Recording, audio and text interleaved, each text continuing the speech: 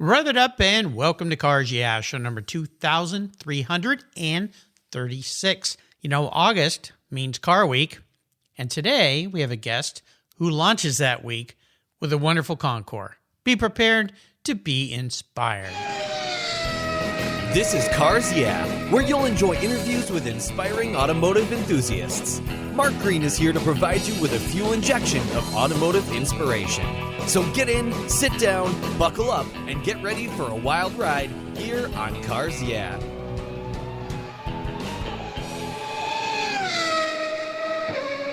Hello, inspiring automotive enthusiasts, and welcome to Cars Yeah. Today I'm in Monterey, California. Well, there's a great reason for being in Monterey, and that is upcoming in August, the wonderful Car Week. And we're going to be talking about that today with a returning guest, Rick Barnett. Rick, welcome back to Cars Yeah. Do you have any gear? And are you ready to release the clutch? Ready to go. All right, we're going to have some fun. Now, I'm going to give you a proper introduction, and I've asked you this question before, but I'm hoping you'll dig deep and find something new for me. I always ask my guests this question, one little thing that people don't know about Rick Barnett. Well, let's see. What would they not know? So I have been an art collector for a number of years. And so my real passion really started back in 1987 when we built our first house and started coming to Carmel to buy art for the home. And since 1987, I have been a passionate art collector and enthusiast. Well, very cool. Do you have a favorite style? Yeah, romantic realism is really something that I've always leaned towards. So, there's so many different styles of art, and I enjoy all of them. Artists like Thomas Hill, the early California artists were always a favorite of mine. But, quite frankly, I can lean towards a number of different artists, both contemporary and old world. So I really enjoy all kinds of art. I noticed, and I heard about this, I think it was last year, and they do this in the automotive world too for very high-end pieces of art and cars.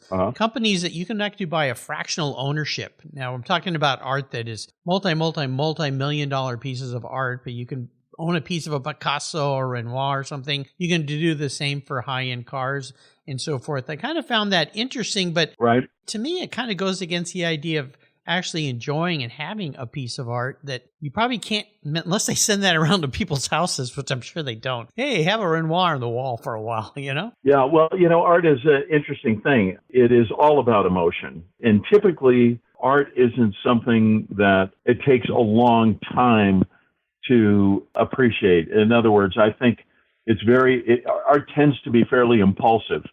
You'll take a look at a piece of artwork, and within a matter of seconds, you'll decide whether you like it or not. It's not something that takes time to settle in. Right now, I'm representing a piece of work by Bob Gill. Bob was an amazing illustrator and died a number of years ago, survived by his wife in New York City. But the piece is 8 feet tall by 14 feet wide. What? Yeah, and it was commissioned by Porsche to introduce the new 911 at Laguna Seca back in 1971. And so the painting was used as a backdrop for the Porsche in the foreground. And it has 5 tracks that are represented on the piece. The center piece has a 917. It's just an amazing piece of artwork, a fantastic illustrator. So as Rennsport gets ready to come to Monterey this September, I'll be representing that piece, and it is an amazing piece of work. So art can be so subjective. If you could be looking at an Andy Warhol and love it, and then you can turn right around and look at a Thomas Kinkade, which is completely the opposite, and fall in love with that work as well. So the spectrum is wide. Yes, absolutely. Kind of need a bigger house for a painting that big. At least I will. That's for right. Sure. But I look forward to seeing that at Rennsport. I've got my plans made to attend that event this year. So let me introduce you. We're going to dive into what's happening this year. Rick Barnett is the director of Monterey Motorsports and the Pasadena Concours celebration that kicks off Monterey Car Week in August. This year they welcome the 60th anniversary celebration of the Porsche 911, the Ferrari GTO, and the Ford GT. The event takes place at The Club at Pasadena, a wonderful venue, Since 2019, this event has showcased some of the finest automobiles in the world and is the first stop to the Monterey Peninsula's annual prestigious Car Week. Together with the Coast to Copper Tour and sponsor support, the Concours has raised over $130,000 for Casa of Monterey County, the Bridge Addiction Recovery Program, and the Laguna Seca Raceway Foundation. The Contour actually takes place on Thursday, August 10th. To learn more, go to PasadoraConcours.com. We'll be back in just a moment, but first a word from our sponsors, so give them a little listen. Buckle up, Car Week's coming. We'll be right back. Years ago, when it was time to renew my collector car insurance policy, my carrier's rates went up. Way up, but my usage was the same and I never made a claim. I didn't even have a ticket. So what's with that? So I turned to American Collectors Insurance. Has your collector car insurance recently raised your rates for no good reason? Tired of paying an annual membership fee? Then it's time to look around and call American Collectors Insurance. I shopped around, I asked friends for recommendations, and found a winner that I can trust. And boy, I'm glad I did. I saved hundreds of dollars every year and slept better at night knowing my baby was properly insured. American Collectors Insurance have been protecting vehicles since 1976. They provided me with an agreed value insurance policy backed by their history of taking great care of their clients. What could be better than that? So give them a call and ask for a quote today. 866-ACI-YEAH. That's 866-224-9324. And protect the ones you love like I did with American Collectors Insurance. Classic car insurance designed by collectors for collectors. Did you know that Cars Yeah! Is in the top 1% of all podcasts based on listenership according to Libsyn, the premier RSS feed for podcasts in the United States? That's right. Plus, DuPont Registry recommended Cars Yeah! Is one of their top 10 car podcasts for you to enjoy. Cars Yeah! Has experienced tremendous growth, plus your ads are evergreen, meaning they never go away. And more listeners find Cars Yeah! Every day for their daily dose of automotive inspiration. Do you want to expose your brand to a highly targeted list of automotive enthusiasts in a very unique and very personal way? Well, I can help you. Contact me, Mark Green, at mark@carsyeah.com or through the website at carsyeah.com today to learn more. For several years now, you've heard me talk about Linkage Magazine. I've been a subscriber since the start. Their talented and creative team brings you a spectacular publication and website that shares the automotive passion from a worldwide perspective. Linkage is about driving, restoring, collecting, and first-hand experience at collector car auctions and more. They bring you real-world values plus rational, experienced opinions on the current markets. They cover the automotive world and the people who share our passions. And Linkage Magazine has grown, mailing you 6 issues annually. Join me on this journey with Linkage. They're geared for the automotive life. You can subscribe at linkagemag.com. So, Rick, let's talk about this year's Pasadena Concours celebration. You've got some special things planned, so I'll let you take it away. What are we going to see? Well, this year is the 5th anniversary of a gathering of exceptional collector cars at the club at Pasadena, which borders Laguna Seca Raceway. We're very fortunate as a member of the club and also a resident in Pasadena to be able to wake up every morning and hear the roar of the engines from the background, Mark. Nice. You can imagine that was a big selling point for me when I decided to move over to Pasadena. I wanted to be able to hear those car engines revving in the morning. Pasadena is a great place, great club, amazing private club that is on Highway 68 right next to Laguna Seca. Back in 2018, I was asked by members of the club to create a showcase of automobiles that would be, for lack of a better term, informal. In other words, turning back the hands of time to the early days of the Concours at Pebble Beach and remembering those days, as I think you and I have shared before, where my first Concours event, dating back to 1979, I parked my Eldorado convertible about 3 blocks away from the entrance to the club and just walked right on. I think I paid $35 to get in and found a spot on the lawn. And and went out on my first date with what would be my wife. But those were simpler times back then in 1979 and 1980 and 1981 and 82. Things started to shift mid-80s, and by the 90s, the Concours d'Elegance at Pebble Beach was up and running and screaming. A lot of us remember, a lot of car collectors remember those simpler times. And so the intent was to bring back that relaxed, informal atmosphere to a car show and attract those kinds of viewers, those kinds of guests to that type of an event. And we did that beginning in 2019. And so this year, 2023, the fifth year that the Gathering of Cars has assembled at Pasadena, we have something very special. We're celebrating the 60th anniversary of three very important vehicles historically.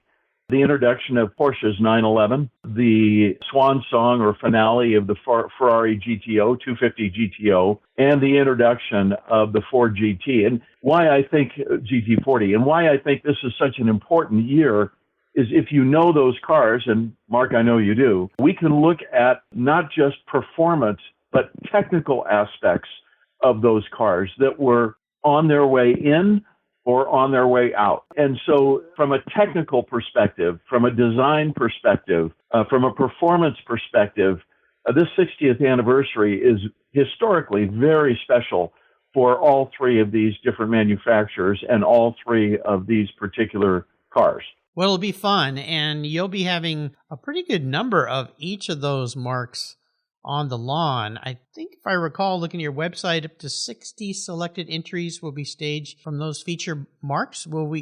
Now, I know there weren't 60 Ferrari GTOs. There weren't. But no. Let's talk about the different marks that'll be there and maybe the different variety of cars for those marks. Sure. Well, we'll see Porsche 911, we'll see a stable of Ferraris, and we'll see Ford GTs represented. And so the intent here is not just to showcase those three models, because we will see other cars. This is an alumni celebration, Mark. So this dates back to 2019 when exhibitors brought their cars to Pasadena for the first time. And of all of the alumni entries that have happened since 2019, the jury will select a spattering of cornucopia of entries dating back to 2019 that have showcased at Pasadena, and those cars will be chosen.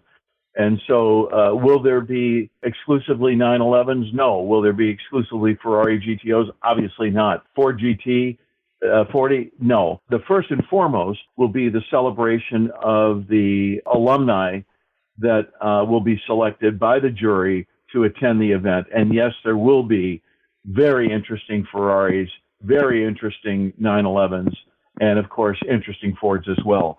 We're excited about this. This is going to be a very, very unique event in that it is going to be casual. We've limited the number of tickets for entry, so there's not going to be a huge crowd. We expect great food. There'll be champagne that will be served throughout the event. And Waterford has stepped up. We're very grateful. Waterford of Ireland has stepped up and provided us Best of Class awards that will be presented for international, domestic, and Best of Show competitors, and exhibitors will be encouraged to bring a guest, share in the experience. There'll be a VIP lounge. There'll be a raffle drawing for charity that will fund all three of the charities that we have listed. And we have a couple of surprises that are coming our way that have not yet been confirmed, but if people will look to the website, they'll be able to see the updates as they march forward. So the atmosphere here for your event is really more of a gathering versus a lot of larger Concours events where they are what they are, but there's just lots of people. It gets a little crowded sometimes. This is going to be a lot more intimate. This is going to be very much a social event of alumni exhibitors that have shown their cars both at the Concours at Pasadena as well as the Coast to Copper run that began a couple of years ago, started out in Pebble Beach and works its way up to the little town of Copperopolis, California, destination points in between. So those exhibitors that participated in the Coast to Copper run as well as past Pasadena Concours events are invited to apply to have their car featured and for them to attend. Yeah, very cool. That Coast to Copper tour usually takes place in what month? In the spring. So this next year, in 2024, the Coast to Copper event will happen in April. It will launch at the Lodge at Pebble Beach. The group will have breakfast there, and then we'll work our way through the Del Monte Forest, parts of the old race course that started the Race in the Forest, as you and I have spoken about before, in the mid-50s. Phil Hill was one of the drivers, of course, during that period of time. We'll work our way through segments of that old course and then up Highway 1 to have lunch at the Ritz-Carlton in Half Moon Bay. The cars will be displayed there, and from the Ritz-Carlton, we'll work our way through Niles Canyon, which is a fascinating stretch of road that goes from the Bay Area towards the Central Valley. We'll have the cars moving through Niles Canyon, and then ultimately that evening, on Friday evening, we'll end up at Copperopolis. The following day, we will all leave Copperopolis and work our way up to Yosemite. We'll be at the Ahwahnee that afternoon, having lunch and enjoying the Yosemite Valley. Saturday night, we'll work our way back for an awards banquet Saturday, and then Sunday we will do a concours event around Town Square at Copperopolis. So it's a 3-day event. Fabulous drive, absolutely fabulous drive. I just got back from Yosemite a couple of days ago, and the road that we will be taking leading up to the park is amazing. This will be a tour that you won't want to miss. And yes, Yosemite, boy, the water's flowing this year from the snowpack. It's absolutely spectacular. Can anybody go to the website and sign up to participate in this drive? Yes, yeah. So you'll want to go to Monterey Motorsports, so plural, MontereyMotorsports.com. And when you call up that particular website, you get to the homepage. You'll see both Monterey Car Week Alumni Celebration 2023 for registration, and then also the Legends Tour, which is what it's called for next year. The Legends Tour beginning April 18th through the 21st, and you can just sign up and punch in the registration link. What kind of cars are accepted for the drive? This is one of those events where we're going to continue the celebration of the 911, the Ferrari GTO, and the Ford GT. It'll be the finale of that celebration next year. However, it's interesting because I've already been contacted by the Mustang Club, and they're very interested in participating in the event because, as we all know, 64.5 was the Mustang, right? Yep. 64.5. I think it was am I right? Was it a 260 V8? I think it was. I think the 289 happened in 65. I think the 64.5 was a 260 V8. I think you're right, but I know the Cars Yeah listeners will correct us if we're wrong. So, but I think you're right. Yeah. Yeah. So the Mustang Club, and then also Bentley, as we all remember, or should remember, Bentley had a banner year in 1924 at Le Mans. So, we'll see some Bentleys on the tour. We'll see some interesting Mustangs, as well as Porsche, Ferrari, and Ford. Very cool. Now, I know in the past you've had special artists to do event posters. James Caldwell, who's a past guest here, Simon Bull. Will you have a special artist this year for a event poster? We are. So the August 10th event will not have a poster. We will be featuring all 5 of the former posters on display. However, we will have some artwork on exhibit at the August 10th event, and then we will have chosen the tour artist during the course of the year, and we will have a special tour poster that will be created, a limited edition tour poster that will be created for the 2024 event. Nice. Can't wait to see that. It'll be spectacular. Very cool. So I always like to ask some questions, but since you've been on the show before, I'm going to change these up a little bit for you. Sure. One of them is a special vehicle story. So I'm going to pose the question this way. Of the cars you know so far that are going to attend this year, if I could park one of those in your garage and hand it over to you, what would it be and why? Oh, man. So what would it be and why? So I'll tell you, there is an interesting car that will be showing up, and I'm just absolutely crazy about the car. It's a 1965 Maserati Mistral that will be there. Larry Menser did the restoration on this car. It took a number of years, It is just the epitome of elegance from a grand touring sports GT. It is an amazing vehicle. And of course, the restoration on this car is absolutely flawless. And so that particular car, I've seen it before. I've not sat in it, but it looks incredibly comfortable. The luggage section looks like, it would be a weekend getaway up to Napa with my wife. Just that particular car is just outstanding, and it will be on exhibit at this year's August 10th event.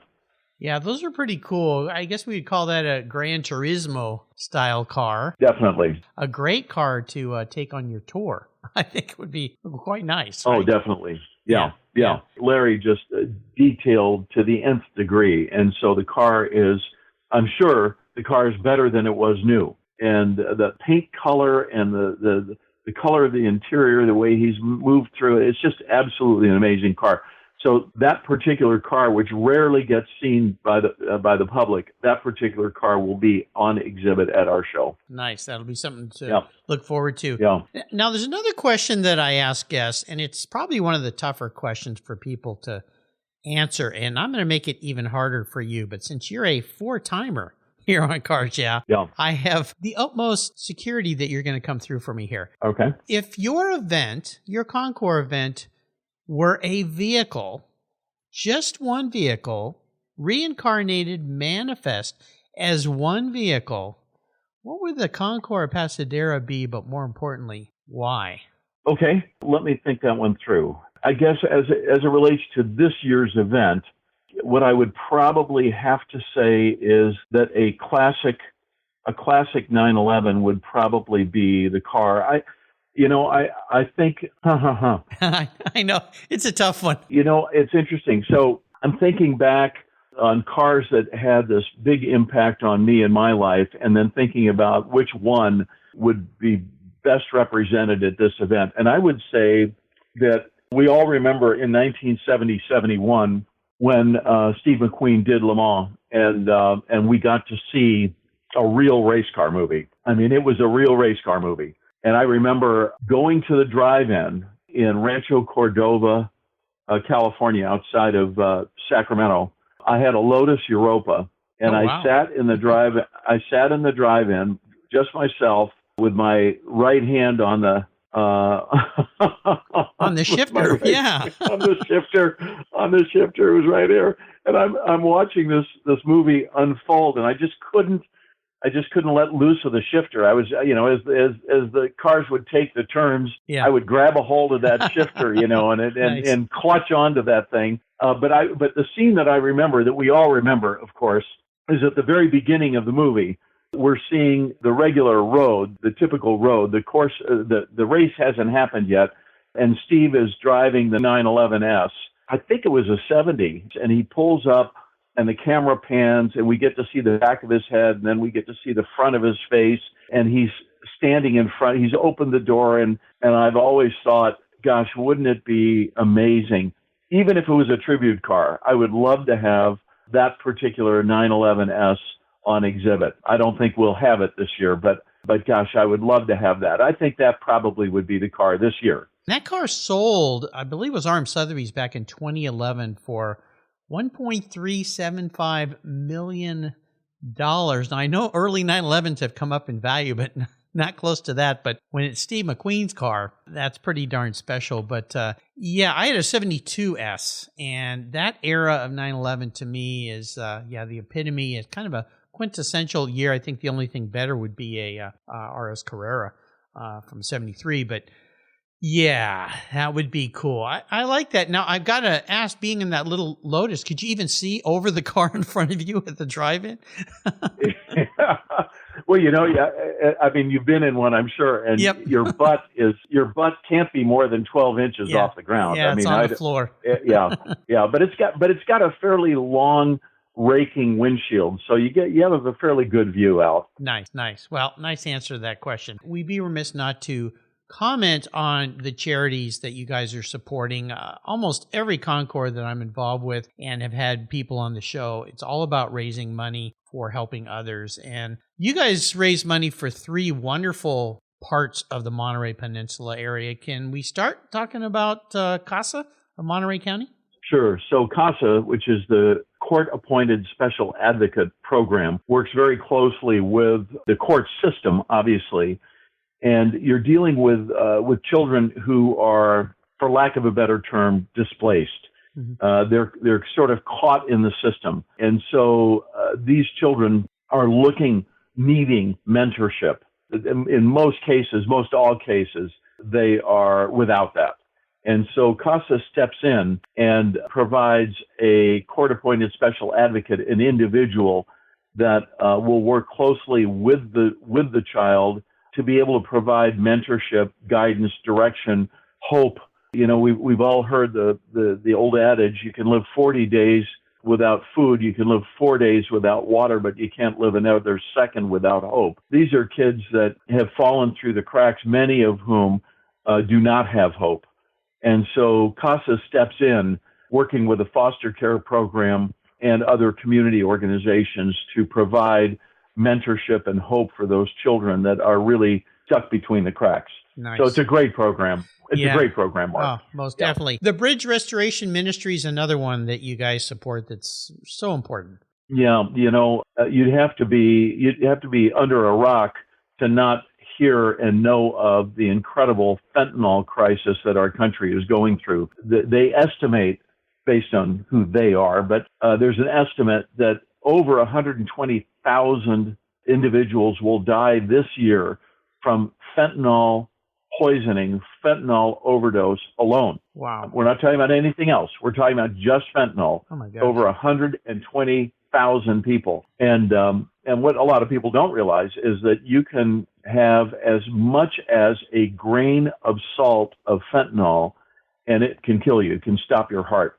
And so the opioid addiction crisis that we are in right now, alcohol, marijuana, you know, all of these different drugs, some of which now have become somehow or another socially acceptable and even legal in some cases. I know, it's incredible. I don't understand it. Yeah.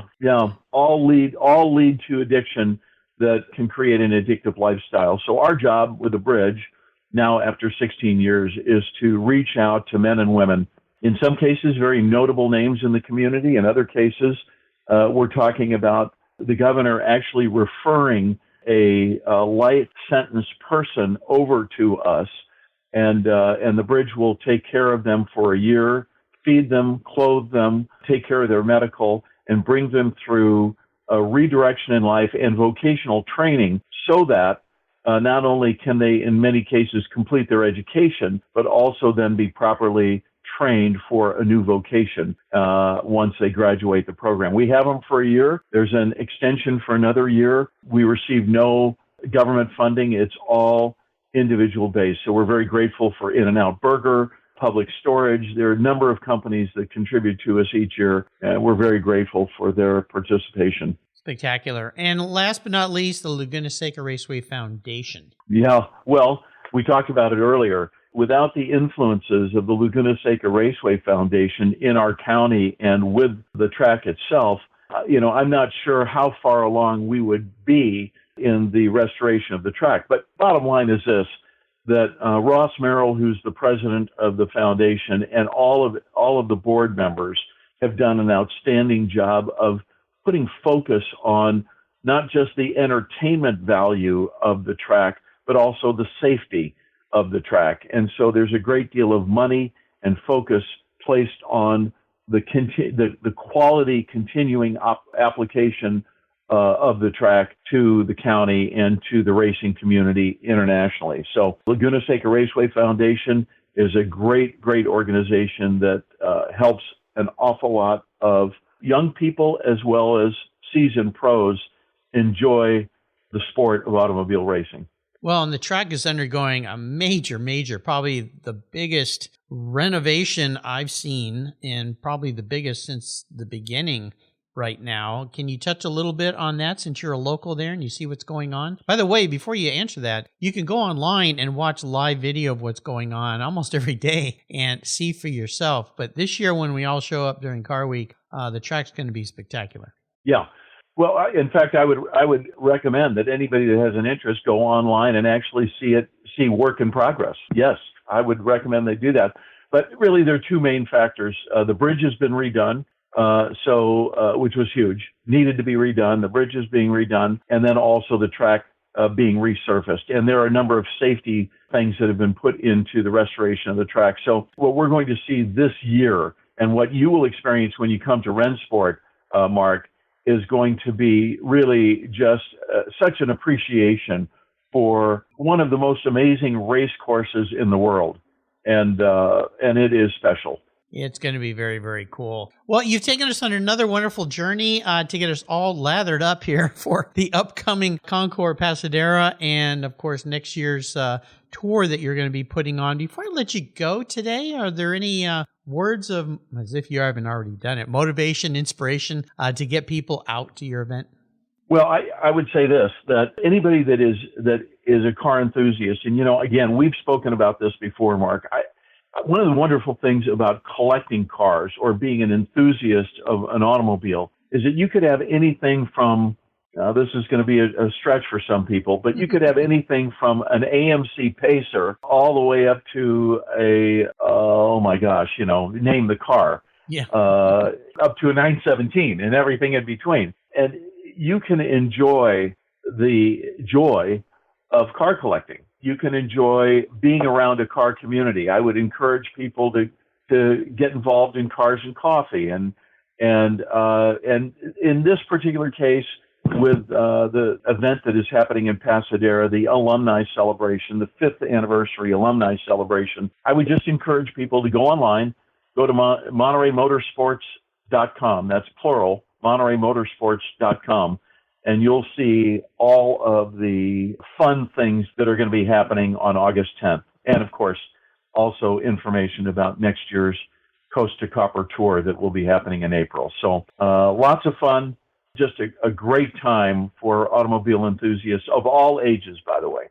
Absolutely. So stretch out that Car Week tour that you're planning this summer, your trips a few extra days before to kind of launch everything. Then you'll have a nice little break to relax, go to the beach, play some golf, do whatever you like to do in the area, and then the rest of the festivities for that week will begin. I'll put all the links on Rick's show notes page, but again, easy to find, MontereyMotorsports.com. Hey, Rick, congratulations on a 5-year anniversary for this event. These events are not easy to put up. Congratulations to you and the wonderful team of volunteers I know that you have that help with all of the aspects of putting a show like this together. Until you and I talk again, I'll see you at the Concours at Pasadena.